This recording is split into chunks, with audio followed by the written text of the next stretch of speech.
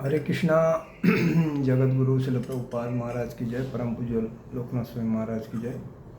निताई गौर प्रेमानंदे हरि हरि बोल।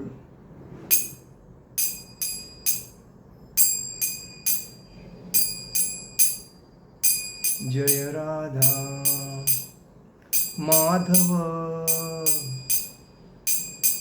कुंज विहारी।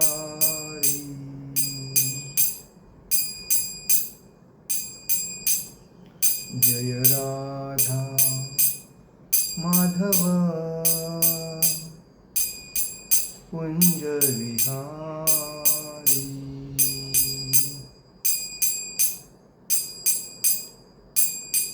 गोपी जना वल्लभ गिरिवरधारी।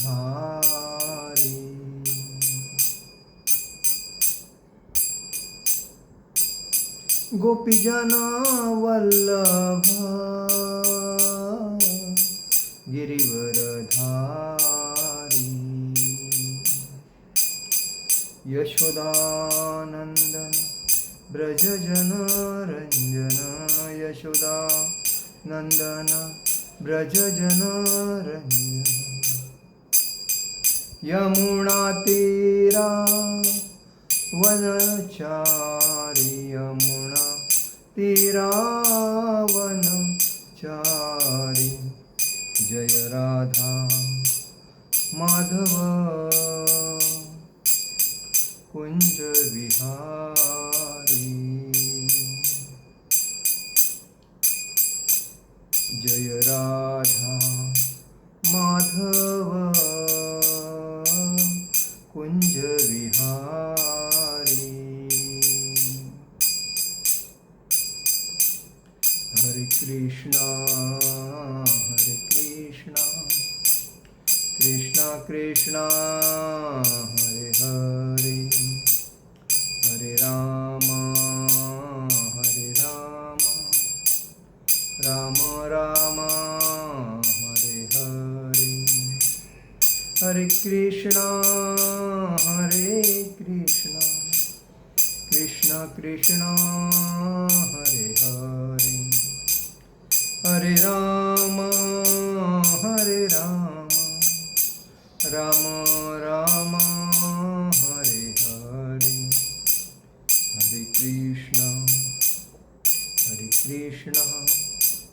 कृष्णा कृष्णा हरे हरे। हरे राम राम राम हरे हरे। हरे कृष्णा कृष्णा कृष्णा हरे हरे। हरे राम राम राम हरे हरे। हरे कृष्णा कृष्णा कृष्णा हरे हरे। हरे राम राम राम हरे हरे। जय ओम विष्णुपाद परमहंस परिव्राजकाचार्य अष्टोत्तर शत। इस्कॉन संस्थापक आचार्य, बीबीटी संस्थापक आचार्य, कृष्ण कृपा मूर्ति, अभय चरणारविंद, भक्ति वेदांत स्वामी शिल प्रभुपाद महाराज की जय। नित्य लीला प्रविष्ट जय ओम विष्णुपाद परमहंस परिव्राजकाचार्य अष्टोत्तर शतशिल भक्ति सिद्धांत सरस्वती ठाकुर शिल प्रभुपाद महाराज की जय।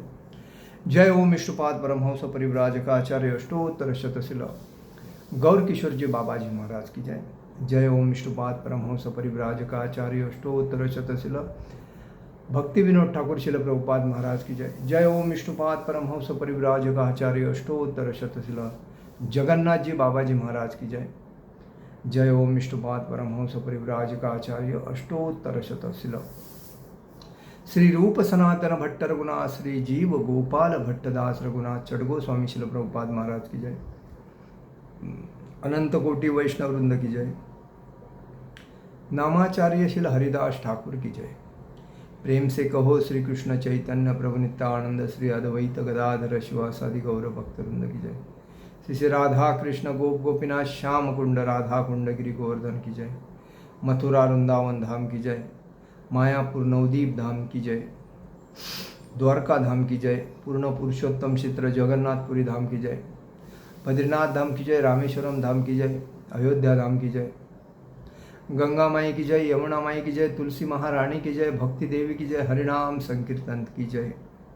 समवेद भक्तवृंद की जय। समवेद भक्तवृंद की जय।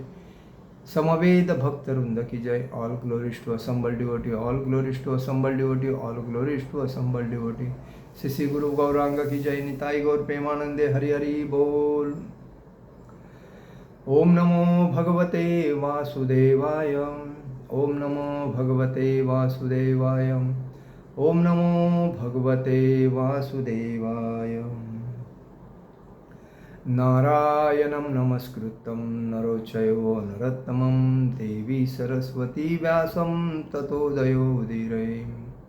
नष्टप्रायेषु भद्रेषु नित्यं भागवत सेवया भगवती उत्तम श्लोके भक्ति भवति नैष्टिकी।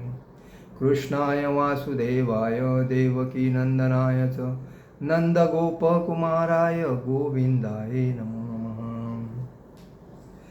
आज हम लोग अधिक महीने के ये जो महीना चल रहा है, अधिक महीना चल रहा है, पुरुषोत्तम महीना चल रहा है, और इस वजह से हम लोग भगवद गीता का जो 15वां अध्याय पुरुषोत्तम योग, उसके ऊपर हम लोग चर्चा कर रहे हैं। तो ये महीने में ये अध्याय हम लोग पूर्ण करेंगे, क्योंकि ये महीने में पुरुषोत्तम महीना जो होता है, उस महीने में ये अध्याय पढ़ना अतिशय महत्व है। शुरुआत करते हैं 15वां अध्याय। पहला श्लोक है, अध्याय का नाम है पुरुषोत्तम योग। श्री भगवान उवाच ऊर्ध्वमूलमध्याशाखं मच्वर्स्त प्राहुरव्ययम् छन्दासि यस्य पर्णानि यस्तवेद स वेदवितम्। श्री भगवान उवाच ऊर्ध्वमूलमधशाखं मध्वमश्वस्त प्राहुरव्ययम् छन्दासि यस्य पर्णानि यस्तन्वेद स वेदवित्। श्री भगवान उवाच ऊर्ध्वमूलमध्याशाखं मश्वस्त प्राहुरव्ययम् छन्दासि यस्य पर्णानि यस्तन्वेद स वेदवितम्। श्री भगवान उवाच, भगवान ने कहा, ऊर्ध्व मूलम म्हणजे ऊपर की और जड़े, अध म्हणजे नीचे की और, शाखम म्हणजे शाखा है, अश्वस्तम म्हणजे अश्वस्त वृक्ष को, प्राहु कहा गया है, अव्ययम शाश्वत, छंदासी वैदिक सूत्र, यस्त जिसके, पर्णानी पत्ते, यह म्हणजे जो कोई, तम म्हणजे उसको, वेद म्हणजे जानता है, स म्हणजे वह, वेद वित्त म्हणजे वेदों का ज्ञाता। अनुवाद और तात्पर्य श्रील प्रभुपाद महाराज की जय। भगवान ने कहा जाता है कि एक शाश्वत अश्वस्त वृक्ष है, जिसकी जड़ें तो ऊपर की ओर है और शाखा है नीचे की ओर, तथा पत्तियां वैदिक सूत्र है, और जो इस वृक्ष को जानता है वह वेदों का ज्ञाता है।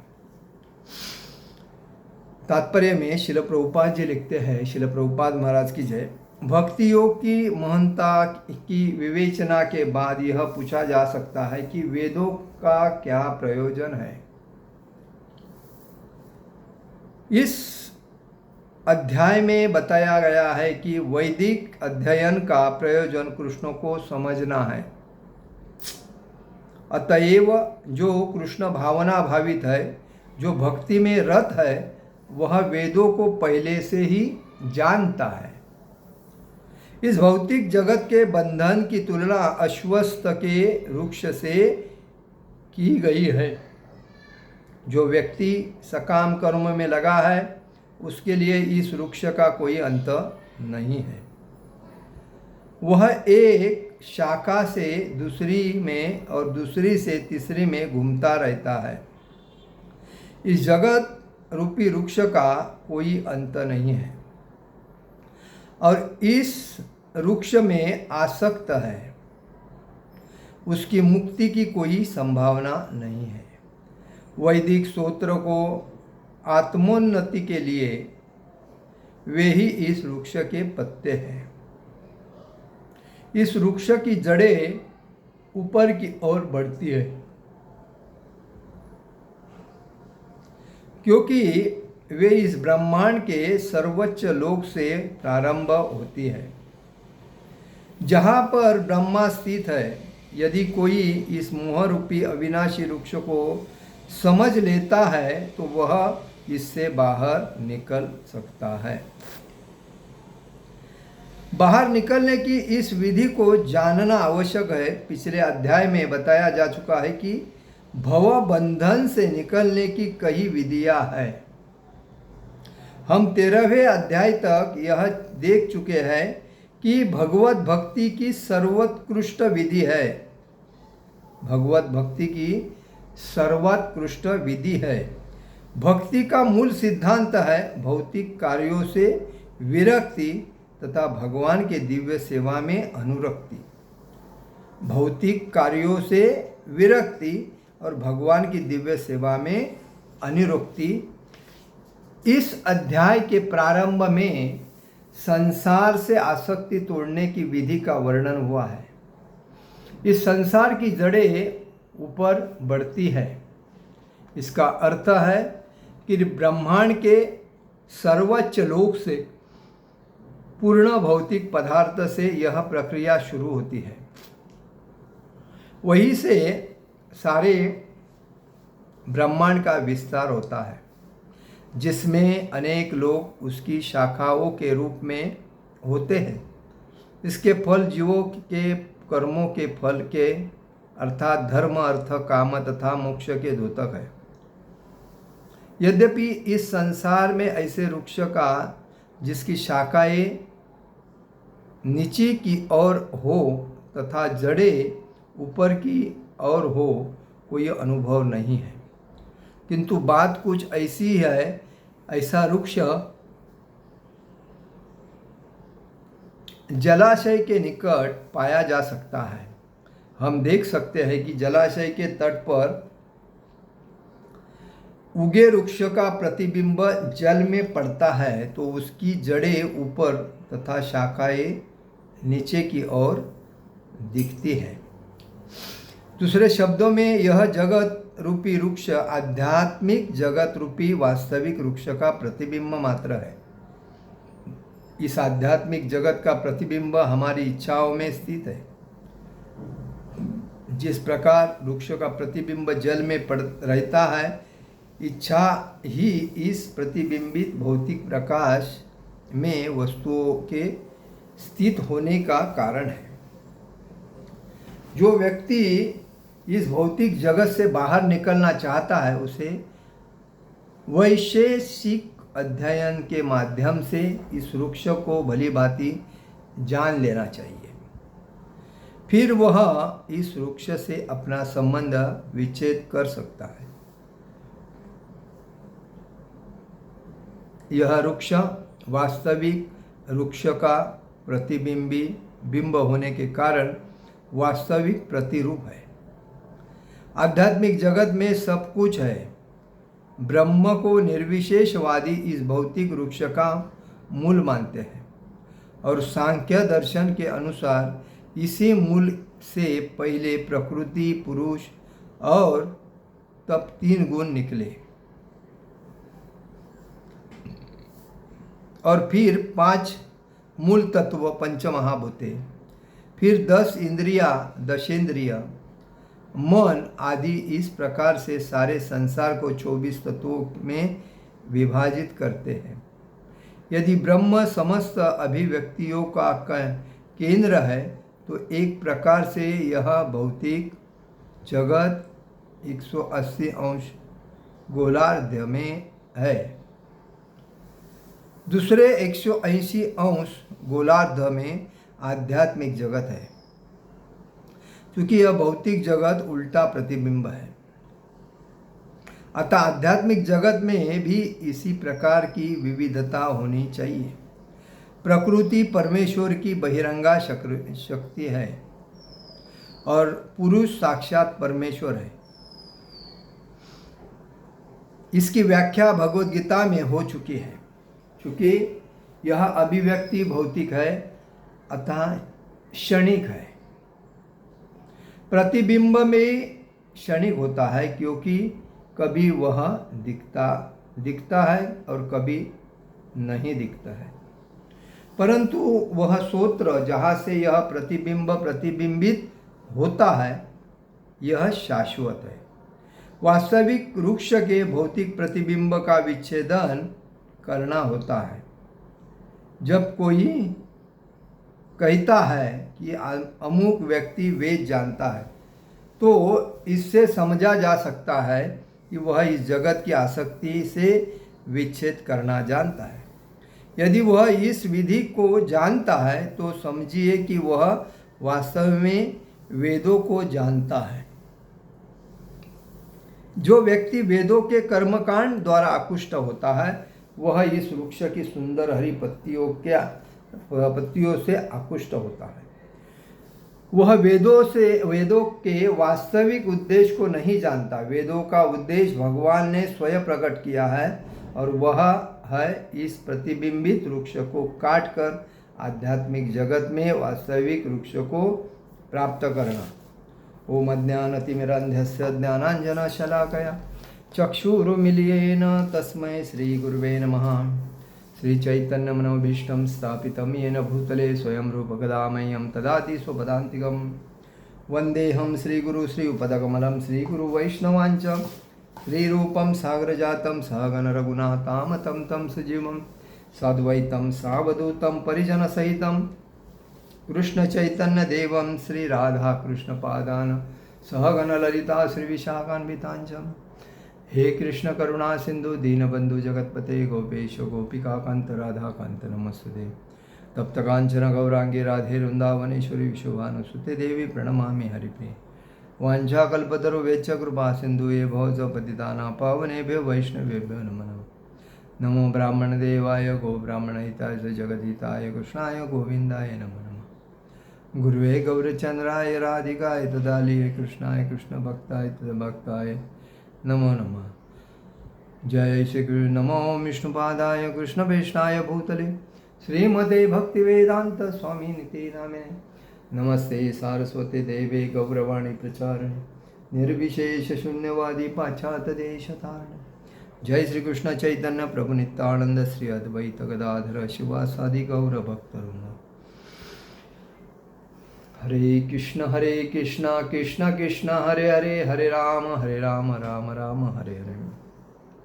तो अधिक महीने के मौके पर हम लोगों ने ये पुरुषोत्तम योग, बल्कि जो भगवान अधिक मास में पुरुषोत्तम महीना जो चालू है, इसीलिए हमने पुरुषोत्तम योग पे चर्चा शुरू की है। और ये हर व्यक्ति ने अपने घर में 15वां अध्याय पढ़ना जरूरी है ये पुरुषोत्तम महीने में। इसमें बताया गया है कि श्री भगवान उवाच ऊर्ध्वं मूलम मधाशाखं मर्ष्वर्थ प्राहुरव्ययम् छंदासि यस्त पर्णानि यस्त वेदस वेदविद। मतलब ऊर्ध्वमूल मतलब ऊपर की तरह जड़ होना।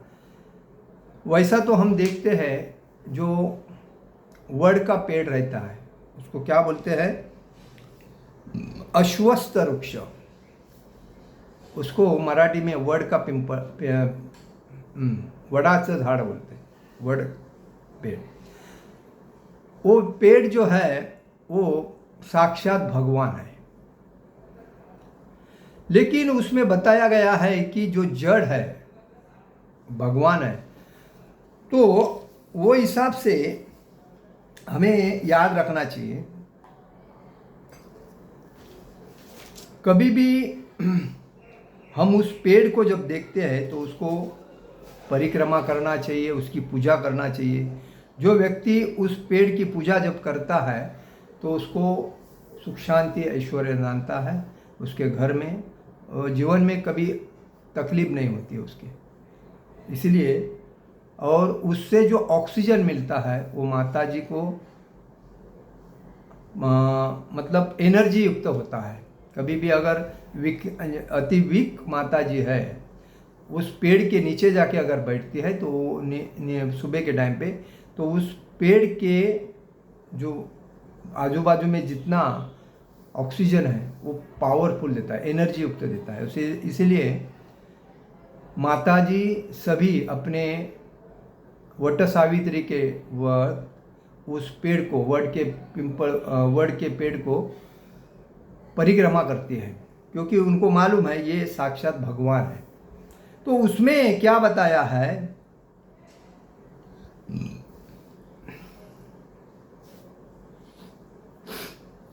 ऊर्ध्वमूलः मधशाख मध्वस्त प्राहुरव्ययम् छंदासी यस्त पर्णानि यस्त वेद स वेदवीत।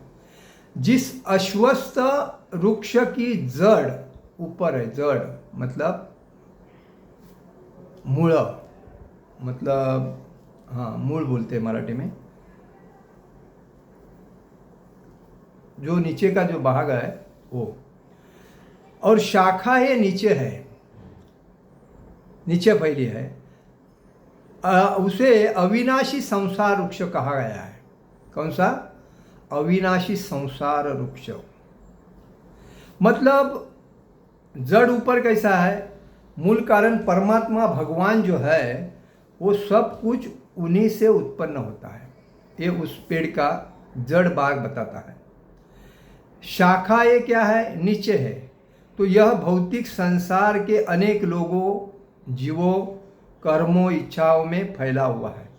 मतलब नीचे जो शाखा है उसमें क्या है, भौतिक संसार है, और इसमें लोग जो है, लोग जीव जंतु कीटक पक्षी वगैरह उत्पन्न होके वो कर्म कर रहे हैं, अपनी इच्छा तृप्ति करने के लिए दिन रात मेहनत कर रहे हैं। तो ये क्या हुआ, शाखा हो गई उसकी। पत्ते क्या हुआ, पत्ते वेद शास्त्र और जीव को सही मार्ग बताते हैं। पत्ते क्या है, वेद है, शास्त्र है, और वो सही मार्ग बताते हैं। और फल क्या है, कर्मों का सुख या दुख, ये उसका फल है। तो उसको कैसे जान सकते हैं हम, तो इसमें बताया है, गुरु साधु संग से अनुभवी संत बताते हैं कि संसार स्थायी नहीं है, संसार परमानेंट नहीं है, ये प्रतिबिंब है। संसार में हम लोग आए हैं भक्ति करने के लिए, कि माया के जाल में फंस के दिन रात पैसा पद प्रतिष्ठा प्रसिद्धि के पीछे ही पड़े हैं, और जाने के टाइम पे भी हम लोग खाली हाथी जाते हैं। तो ये एक हमारी सावली है। जैसा हम चलते हैं, सूर्य के किरण के बाद में हमारी शरीर की जो सावली छाया जो पड़ती है, वो ये प्रतिबिंब छाया के माध्यम से है। तो इसीलिए उससे पार होना है तो हमें क्या करना चाहिए, साधु संग करना चाहिए, भगवान के भक्तों का संग करना चाहिए, गुरु करना चाहिए, उससे दीक्षा लेनी चाहिए और भक्ति में तल्लीन होना चाहिए। उसके बाद क्या बताया है कि वैराग्य होना चाहिए। जब मनुष्य देखता है कि संसार में सब बदलता रहता है, तब शरीर, धन, संबंध सब बदलता रहता है,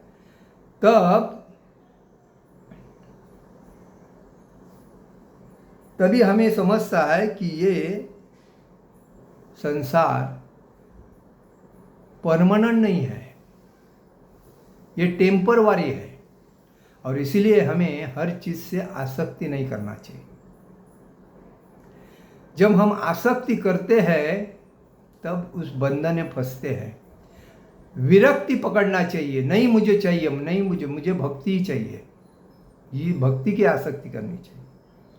तो वैराग्य होता है, वैराग्य साधु संत वैराग्य मतलब साधु संतों के पास धन दौलत पैसा पद प्रतिष्ठा नहीं होती है।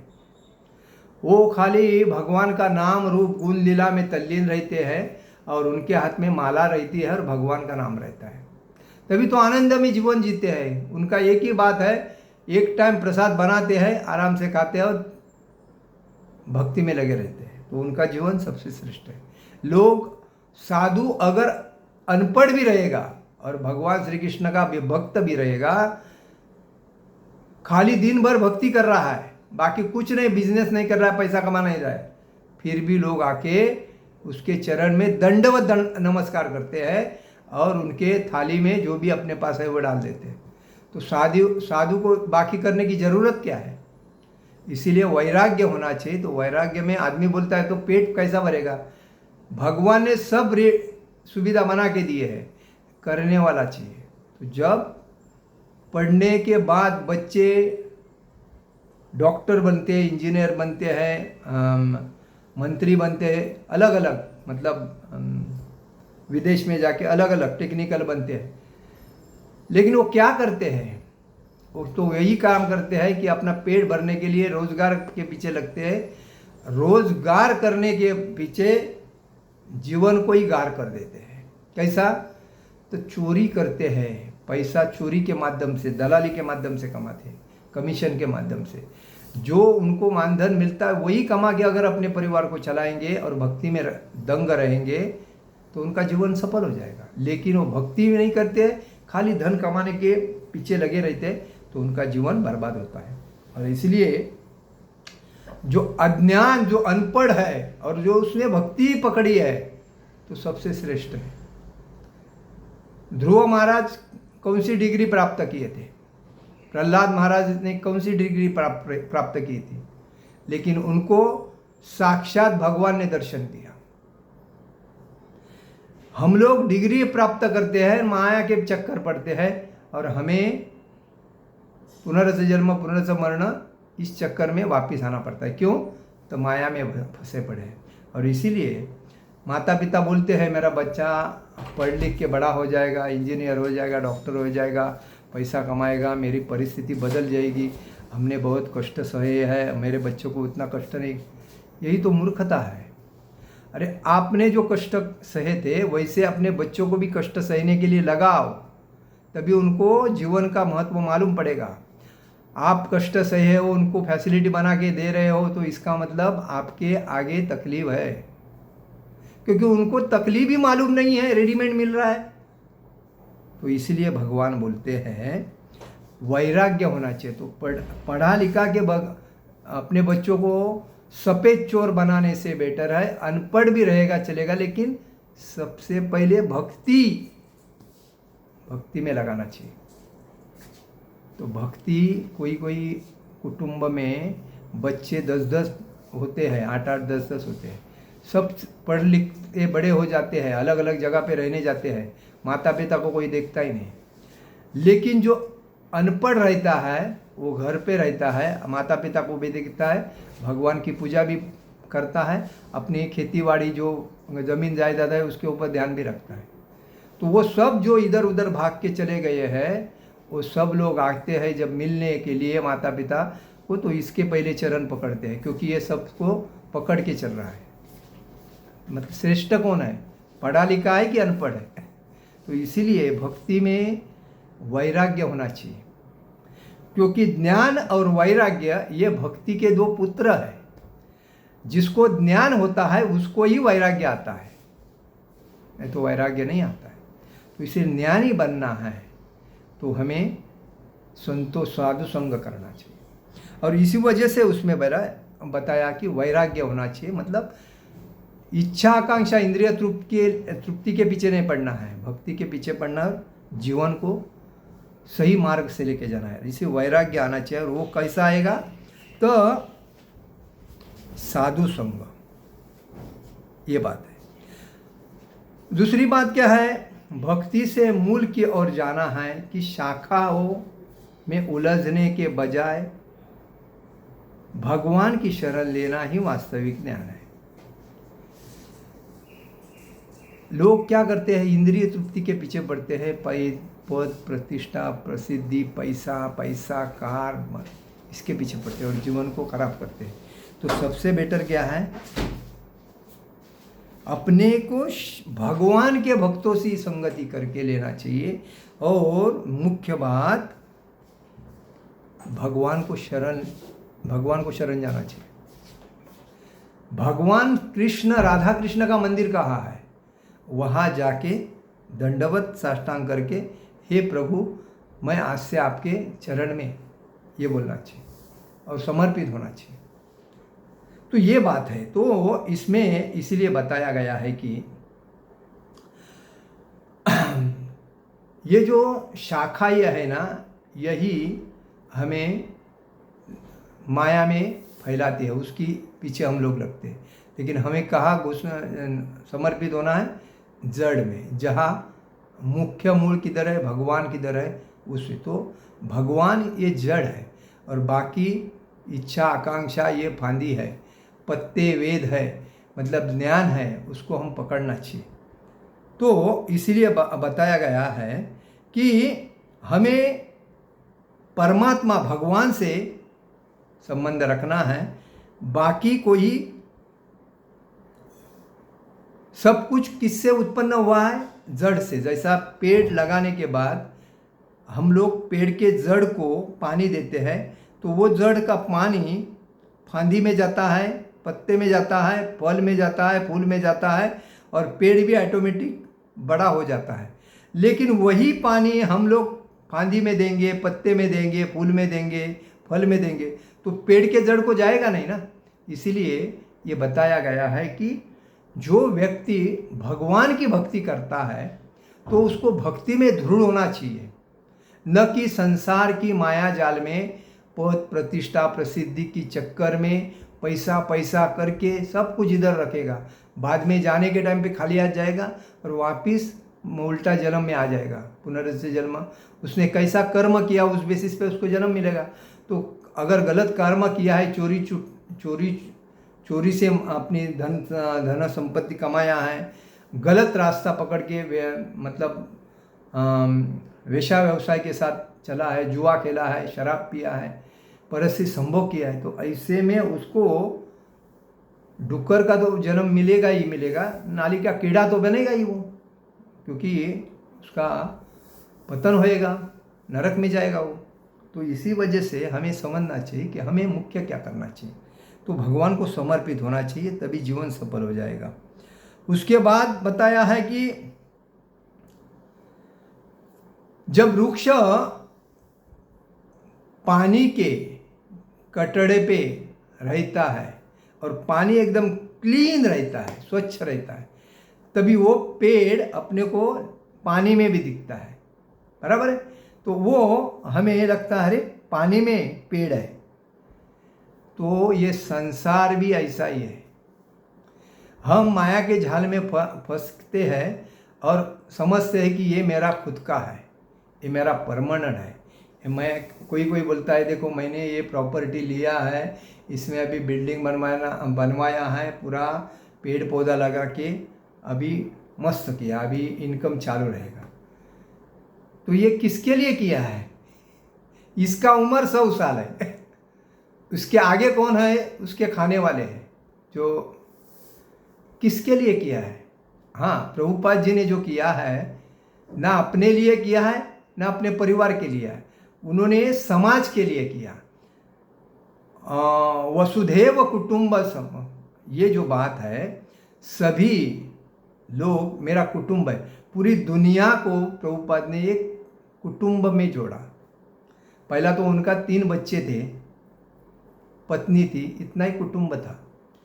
लेकिन उन्होंने क्या किया? पूरी दुनिया मेरा कुटुंब है, ऐसा से आज प्रभुपाद जी की पूरी दुनिया में पूजा होती है। एक गृहस्थ व्यक्ति जब संसार में त्रस्त होने के बाद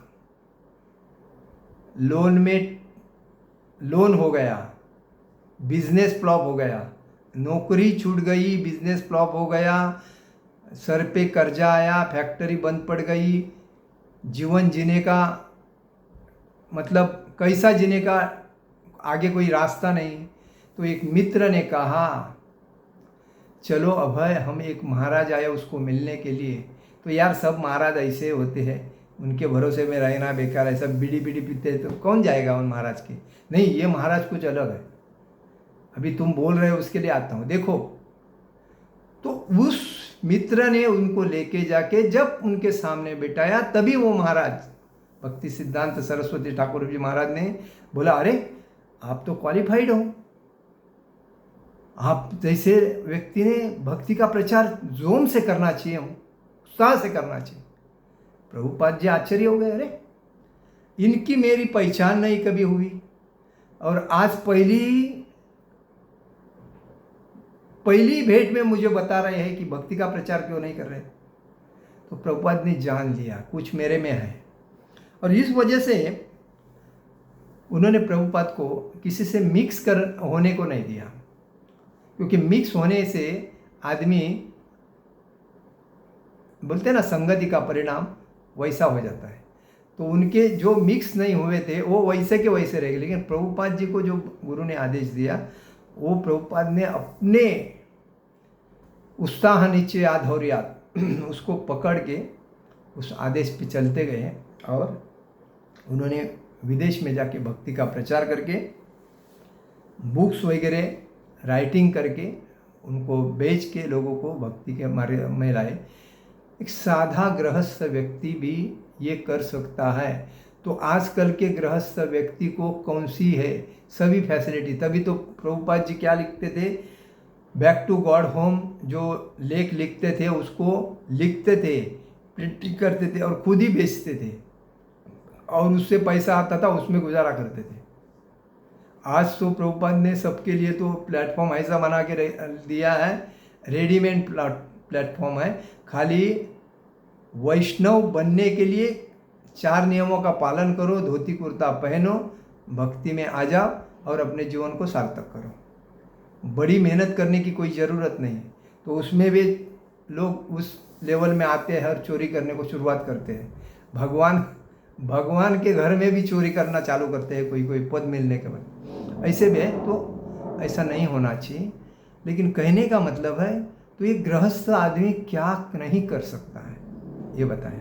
तो इसलिए हमें ये समझना चाहिए, सब में भगवान कैपेसिटी देते हैं, लेकिन जब मोह और लोभ और अहंकार जब उसमें और ईर्ष्या, ये 6 तो राक्षस अपने में है ही, मोह, लोभ, ईर्ष्या, क्रोध, अहंकार, संशय, ये राक्षस जो हमें जीने नहीं देते, तो वो अगर अपने मुट्ठी में रहते हैं ना राक्षस, तभी हमारा ये बाकी का कार्य पूर्ण हो जाता है। तो ये राक्षस हम अपने में अंदर रहेंगे ना, तो आजू बाजू के जो मित्र मंडली रहती है ना, वो हमें उनको खत पानी डालती है और उस खत पानी से वो थोड़ा अग्रेसर हो के जो करने वाला होएगा ना तो भी नहीं करता है, निगेटिव हो जाता है। तो ये बात है और इसीलिए हमें समझना चाहिए ये भौतिक संसार एक स्वप्न के जैसा है, लेकिन हम आए हैं तो हमें भगवान के भक्ति में दृढ़ होना चाहिए। इसीलिए ये वटवृक्ष का उदाहरण दिया है उसमें। तो वास्तविक वृक्ष और प्रतिबिंब क्या होता है कि वास्तविक वृक्ष तट पर जो खड़ा रहता है उसका प्रतिबिंब जल में दिखाई देता है। तो प्रतिबिंब दिखता है तो वास्तविक जैसा है, पर स्थायी सत्य नहीं होता है। जैसा ये संसार हमें लगता है कि इधर हम अभी आए हैं तो हमारा कहीं मृत्यु तो होने वाला नहीं, लोग मरेंगे, मैं तो परमानेंट रहूँगा, यह आदमी को, हर व्यक्ति को लगता है। लेकिन जिसने जन्म लिया है उसको तो आज नहीं तो कल मरना ही है। वो कितनी करोड़ों की प्रॉपर्टी रहे, कितने करोड़ों की विमान में चले और कितनी जगह पे प्रॉपर्टी करे, कुछ काम का नहीं है, सब इधर ही रहने वाला है। सबसे बेटर है समाज में दुख नष्ट करना, समाज में आनंद का उत्पन्न करना, और समाज में सभी जनता जो है भगवान की, उनको प्रसन्न करके उनको जीवन जीने का आनंद देना। जैसा प्रभुपाद ने 1947, 48, 50 जो टाइम था, उस टाइम में लोगों को खाने को नहीं मिलता था, लोग कचरे में जाके खाना खाते थे, कुत्ते खाते ना वैसा, क्योंकि ब्रिटिश का राज्य था। ब्रिटिशों ने अक्षरशः तकलीफ देना शुरू कर दिया था। प्रभुपाद को देखा नहीं गया था ये बात। प्रभुपाद का घर, उनके पिताजी का तो किराना माल का दुकान की वजह से उनके घर में सब खाने पीने की कोई कमी नहीं थी, लेकिन जो जनता थी वो अतिशय त्रस्त थी, और इसीलिए प्रभुपाद ने जो ये मिशन चालू किया तो उसमें प्रसाद के माध्यम से पहला लोग वो भरपेट खाए, खिचड़ी तो खिचड़ी, लेकिन उसको मिलना चाहिए। तो इस बेसिस पे लोगों को प्रसाद पहला बांटा, और प्रसाद के माध्यम से लोग जुड़ते गए, और जो डोनेशन है उसको लाने के लिए भेजना नहीं पड़ा, ऑटोमेटिक आते रह गया, क्योंकि जो प्रसाद पाता है उसको मालूम है ये प्रसाद तो खरीदना ही पड़ता है, तो कुछ देना है, तो उस बेसिस पे डोनेशन भी आता है। तो कहने का मतलब है हम इस प्रतिबिंब, मतलब सावली के ये प्रतिबिंब मतलब सावली है एक प्रकार की हमारे जीवन की, और उसी के अंदर में हम अपना जीवन बर्बाद कर रहे हैं, तो उससे हमें बाहर आना चाहिए।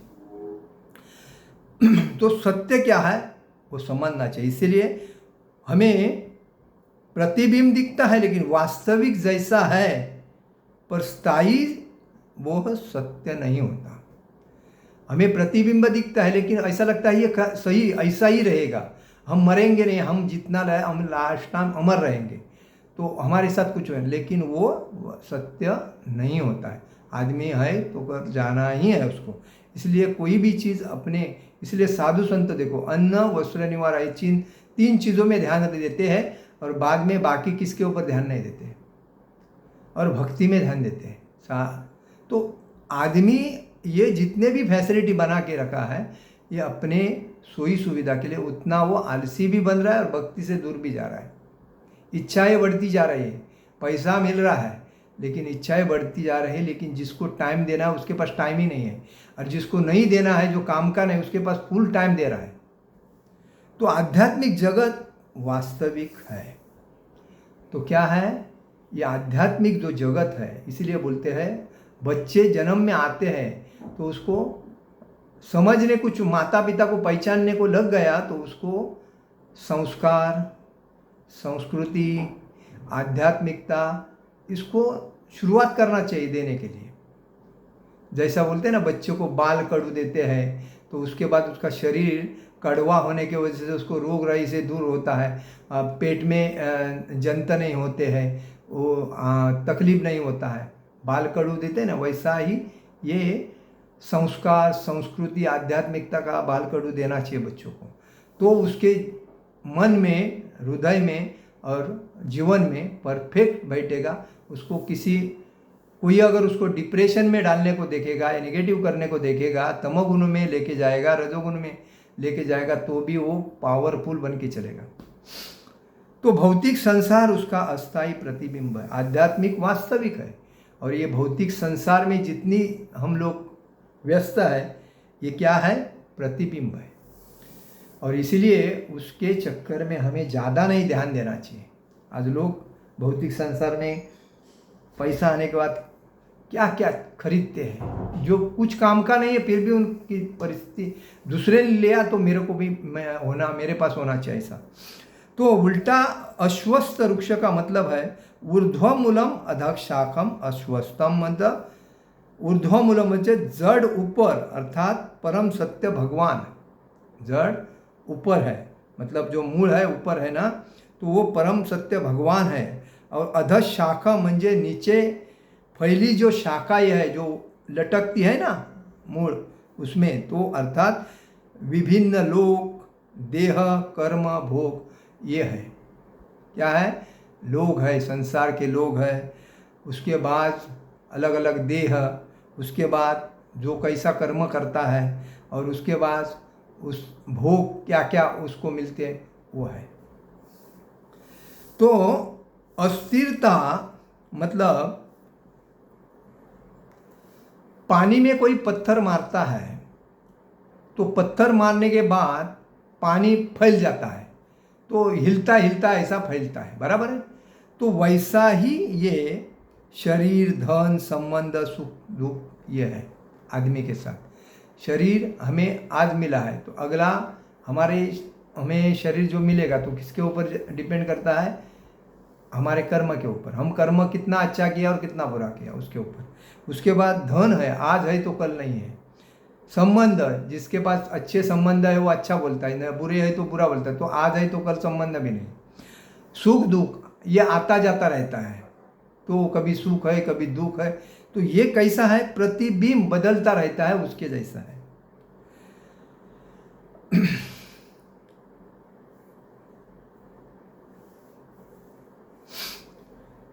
जैसा कि बताया गया है कि जल में फल दिखाई दे सकता है, जल में कभी कभी फल गिरता है तो दिखाई देता है, तो उसमें भूख नहीं मिटती है। हम जब देखते हैं जल में अरे कुछ है, तो उसको देख के तो अपनी भूख मिटती नहीं है, तो वैसा ही आभास है।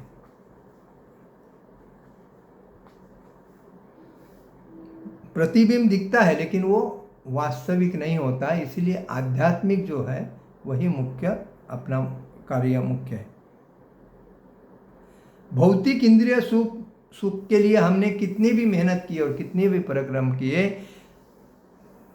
लेकिन उसमें हमारी मन की तृप्ति मतलब परमानेंट तृप्ति सुख नहीं रहता है। वो जो आदमी को परमानेंट सुख के लिए आदमी तड़पता है तो क्षुल्लक आनंद मिलता है, क्षुल्लक सुख मिलता है, लेकिन परमानेंट तृप्ति नहीं होती है। लेकिन माया देवी क्या करती है? जीव को प्रतिबिंब कोई जो हम नहीं है उसको माया कहते हैं, और उसी के पीछे लग के हम दिन रात उसको अपने मन को प्रसन्न करने के लिए लगते, तो उसी में उसको मजबूर करती है व्यक्ति को कि यही है, और इसीलिए वो भक्ति नहीं करता है। तो क्या करता है? माया के चक्कर में फंस के ये चाहिए वो चाहिए, पद चाहिए, प्रतिष्ठा चाहिए, पैसा चाहिए, सुंदर स्त्री चाहिए, शराब जुआ सब कुछ, ये माया के चक्कर में लग के वो अलग अलग इंद्रिय तृप्ति के पीछे लगता है। इधर रूम चाहिए, उधर रूम चाहिए, उधर घर चाहिए, इधर प्रॉपर्टी चाहिए, उधर जाना है, इधर जाना है। ये उसके काम का नहीं है, वो दूसरे का पेट भरने के लिए, लेकिन माया उसी के अंदर उसको फंसा के उसको वापिस पुनर्जन्म पुनर्स्मरण इस चक्कर में फैला लेके आती है। इसीलिए बताया गया है जड़ भगवान है, परम सत्य है, तना म्हणजे प्रकृती है, पन्ना उसके फांदी शाखा है म्हणजे 3 गुण है, सत्व रज तम, और पत्ते क्या है? वेद है, और फल क्या है? सुख दुख कर्म के अनुसार मिलता है, और पक्षी क्या है?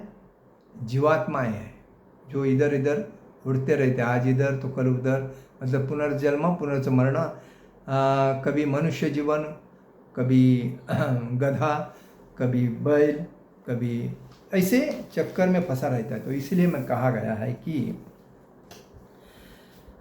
कहा जाता है कि शाश्वत अस्वस्थ जिसके जड़ के ऊपर की और शाखाएं नीचे की और तथा पत्तियां वैदिक सूत्र है, जैसा वृक्ष को जानता है वह वेदों को भी ज्ञाता है। तो भौतिक योग की महत्ता की विवेचना के बाद यह पूछा सकता है कि वेदों का क्या प्रयोजन है? वेद साक्षात भगवान है, भगवान की वाणी है, तो उसको जानना ही हमारा मुख्य उद्देश्य है, और उसको जानने बगैर हम अगर जीवन बिताते हैं तो व्यर्थ जीवन है। इस अध्याय में बताया गया है कि वैदिक अध्ययन का प्रयोजन कृष्ण को समझना है, अतएव जो कृष्ण भावना भावित है, जो भक्ति में रत है, वही वेदों को पहले से जानता है। जब भौतिक वेदों का मुख्य उद्देश्य है भगवान को जानना, जब भक्ति में रहेगा तो भगवान के भक्ति में तल्लीन रहता है, तो उसके जीवन का सार्थक है। जो भक्ति में नहीं है उसका जीवन व्यर्थ है। इस भौतिक जगत के बंधन की तुलना अश्वत्थ के वृक्ष से की गई है, जो अभी हमने बताया। जो व्यक्ति सकाम कर्म में लगा है उसके लिए इस वृक्ष का कोई अंत नहीं है। जो कार्य भगवान की सेवा में कर रहा है उसके लिए कोई प्रॉब्लम ही नहीं, लेकिन जो भौतिक संसार में फंसा है उसके लिए सबसे बड़ी प्रॉब्लम है। वह एक शाखा से दूसरे और दूसरे से तीसरे में घूमता रहता है। इस जगत रूपी वृक्ष का कोई अंत नहीं है, और जो इस वृक्ष से आसक्त है उसकी मुक्ति की कोई संभावना नहीं है। मतलब माया के जाल में जो फंसा पड़ा है और भक्ति में नहीं है उसके जीवन की मुक्ति का कोई संभावना नहीं है।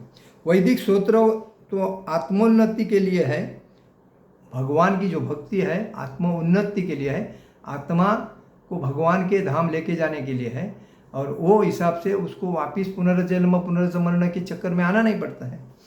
तो इसलिए वे ही इस वृक्ष के पत्ते हैं। इस वृक्ष की जड़ें ऊपर की ओर बढ़ती है क्योंकि वो इस ब्रह्मांड के सर्वोच्च लोक प्रारंभ में होती है, जहाँ पर ब्रह्मा स्थित है। यदि कोई इस मोह रूपी अविनाशी वृक्ष को समझ लेता है तो वह इसे से बाहर नहीं निकल सकता है। इसलिए इस वृक्ष को समझना महत्व है। हम कहाँ से आए हैं, हमको कहाँ जाना है, और हम क्या कर रहे हैं और किसके लिए कर रहे हैं, यह हमें समझना चाहिए। बाहर निकलने की इस विधि को जानना आवश्यक है। पिछले अध्याय में बताया जा चुका है कि भवबंधन से निकलने की कई विधियाँ है। हम भगवत भक्ति की सर्वोत्कृष्ट विधि भक्ति का मूल सिद्धांत है। भौतिक कार्यों से विरक्त, भगवान की दिव्य सेवा से अनुरक्त। मतलब भौतिक संसार से दूर होके भक्ति में तल्लीन होना, भक्ति में अनुरक्त मतलब तल्लीन होना, यही मुख्य कारण है। संसार से आसक्ति तोड़ने की विधि का वर्णन हुआ है। संसार की जड़ें ऊपर को बढ़ती है, इसका अर्थ ब्रह्मांड के सर्वोच्च लोक से पूर्ण भौतिक पदार्थ है। यह प्रक्रिया शुरू होती है, वहाँ से सारे ब्रह्मांड का विस्तार होता है, जिसमें अनेक लोग उसकी शाखा के रूप में होते हैं। इसके फल जीवों के कर्मों के फल के अर्थात धर्म, अर्थ, काम, मोक्ष। तो धर्म क्या है? भगवान साक्षात, भगवान ने धर्म की स्थापना किया। धर्म तो साक्षात भगवत प्रणीत है। तो धर्म अपना है सत्य बोलना, पवित्रता रखना, कभी झूठ नहीं कार्य करना, ईमानदारी से कार्य करके चलना, ये धर्म है हमारा। सत्य को सहकार्य करना। अर्थ क्या है? तो हम पैसा कमाने के लिए ईमानदारी से पैसा कमाना चाहिए, लेकिन हम गद्दारी से पैसा कमा रहे तो वेस्टेज है। काम क्या है? तो काम हमारा भगवान की सेवा करनी है, लेकिन हम माया की सेवा कर रहे हैं तो हमारा जीवन व्यर्थ है। मोक्ष क्या है? जो भगवान की सेवा करके अपने सर्व कार्य भगवान को समर्पित करता है और भगवान के भक्ति में तल्लीन रहता है, तभी उसको मोक्ष मिलता है। अगर ये नहीं करता है, माया के जाल में फंसा है, संपूर्ण जीवन माया के जाल में दिन रात मेहनत करके माया पैसा पद प्रतिष्ठा में चलता है और लास्ट उसका पतन होकर नरक में जाता है। तो ये मुख्य है। यद्यपि इस संसार में ऐसे वृक्ष का जिसकी शाखाएं नीचे की ओर हो तथा जड़ें ऊपर की ओर हो कोई अनुभव नहीं है, किंतु बात कुछ ऐसी हो, ऐसा वृक्ष जलाशय के निकट पाया जा सकता है। हम देख सकते हैं जलाशय के तट पर उगे वृक्ष का प्रतिबिंब जल में पड़ता है तो उसकी जड़ें ऊपर तथा शाखाएं। तो हम लोग देखते हैं कभी कभी नदी के किनारे, विहीर के किनारे, कुएं के बाजू में पेड़ रहता है, तो जब पेड़ दिखता है तो हमें ऐसा लगता है अरे देख समुद्र के, नदी के भी अंदर पेड़ है। तो ये संसार भी ऐसा ही है, हम जैसा सोचते वैसा नहीं, लेकिन भक्ति में आदमी जब आता है उसका जीवन सार्थक होता है। तो उसको संशय लेने की कोई ज़रूरत नहीं। इच्छा ही प्रतिबिंब भौतिक प्रकाश से वस्तुओं से स्थित होने के कारण है। जो व्यक्ति इस भौतिक जगत से बाहर निकलना चाहता है उसे वैश्विक अध्ययन से माध्यम से वृक्ष को भली भांति जान लेना चाहिए, फिर वह इस वृक्ष से अपना संबंध विच्छेद कर सकता है। तो जैसा हमें मालूम, जो ज्ञानी है मतलब भक्त जो ज्ञानी है उसको मालूम है ये वृक्ष के जैसा ही जीवन कैसा कैसा हमें चलना चाहिए, किधर ध्यान देना चाहिए और किधर नहीं देना चाहिए। यह वृक्ष वास्तविक वृक्ष का प्रतिबिंब होने के कारण वास्तविक प्रतिरूप है। आध्यात्मिक जगत में सब कुछ है। ब्रह्म को निर्विशेषवादी इस भौतिक वृक्ष का मूल मानते हैं और सांख्य दर्शन के अनुसार इसी मूल के पहले प्रकृति पुरुष तब 3 गुण निकलते हैं, रज सत्व और तम, और फिर 5 स्थूल तत्व पंचमहाभूते अग्नि वायु आकाश, या अग्नि वायु धरती अग्नि वायु आकाश, ये जो 5 तत्वों से शरीर बनता है।